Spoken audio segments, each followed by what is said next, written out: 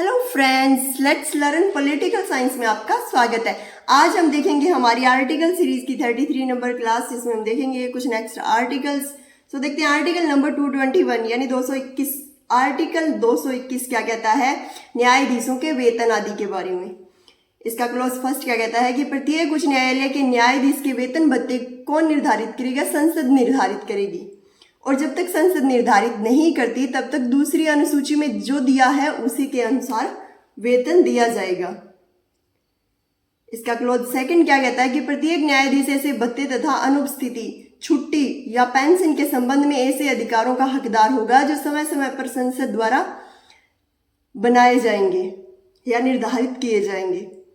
और जब तक संसद निर्धारित नहीं करती तब तक दूसरी अनुसूची के अनुसार जो है उनको वेतन भत्ते दिए जाएंगे। और तीसरी बात यह है कि उच्च न्यायालय के न्यायाधीशों यानी हाईकोर्ट के न्यायाधीशों के वेतन भत्ते मिलते हैं राज्य की संचित निधि से, और इनको पेंशन मिलती है भारत की संचित निधि से। ठीक, देखते हैं नेक्स्ट आर्टिकल, आर्टिकल नंबर 222 यानी 222 क्या कहता है कि किसी न्यायाधीश का एक उच्च न्यायालय से दूसरे न्यायालय में स्थानांतरण, यानी कि किसी न्यायाधीश को हाईकोर्ट से दूसरे हाईकोर्ट में ट्रांसफर करना, किस आर्टिकल के तहत? आर्टिकल 222 के तहत।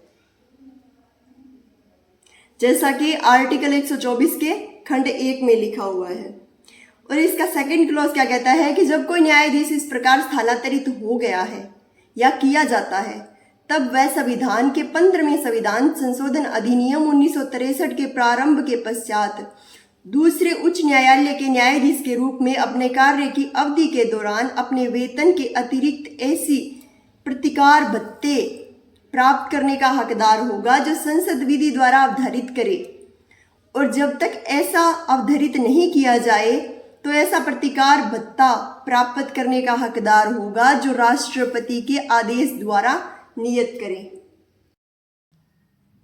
देखते हैं नेक्स्ट आर्टिकल, आर्टिकल नंबर 223। इसमें क्या लिखा है? कार्यवाहक मुख्य न्यायाधीश की नियुक्ति। अब यह आर्टिकल आपसे क्या कहना चाहता है कि उच्च न्यायालय के मुख्य न्यायाधीश का पद अगर खाली हो, किसी कारण से पद रिक्त हो जाए या फिर मुख्य न्यायाधीश जो है अनुपस्थित हो, कोई भी कारण रहे पद खाली हो, तो उनके पद के कर्तव्यों का पालन कौन करेगा? अब ऐसे में अन्य न्यायाधीशों में से किसी एक न्यायाधीश द्वारा वो जो कार्य किए जाएंगे, और उनको निर्धारित कौन करेगा? राष्ट्रपति उस कार्य के लिए किसी एक न्यायाधीश को नियुक्त कर देते हैं कि ये कार्य अब आप करो। तो ये है आर्टिकल 223, कार्यवाहक मुख्य न्यायाधीश की नियुक्ति।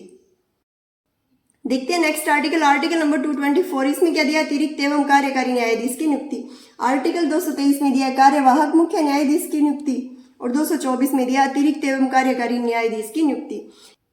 इसका क्लॉज फर्स्ट क्या कहता है कि यदि हाईकोर्ट में अस्थायी रूप से कार्यों की वृद्धि हो जाए, कार्य बढ़ जाए, तो राष्ट्रपति को ऐसा प्रतीत हो कि उस न्यायालय में न्यायाधीशों की संख्या अगर बढ़ा दी जाए, कुछ समय के लिए न्यायाधीशों की संख्या में वृद्धि कर दी जाए, तो कार्य समय पर पूरा हो सकता है।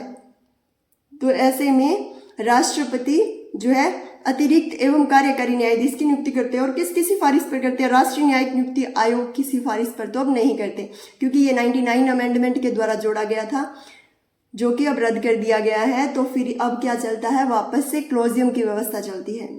तो अब क्लोजियम की सिफारिश पर क्या करते हैं? न्यायालय में अतिरिक्त या कार्यकारी न्यायाधीश के रूप में 2 वर्ष या उससे अधिक के लिए जो है अन्य न्यायाधीश नियुक्त करते हैं। और यही दिया है क्लॉज सेकंड में कि मुख्य न्यायाधीश के अलावा किसी उच्च न्यायालय के जो अन्य न्यायाधीश अनुपस्थित हो तो भी जो है उनकी संख्या में बढ़ोतरी के लिए जो है अदर या अतिरिक्त कार्यकारी न्यायाधीश नियुक्त किए जाते हैं।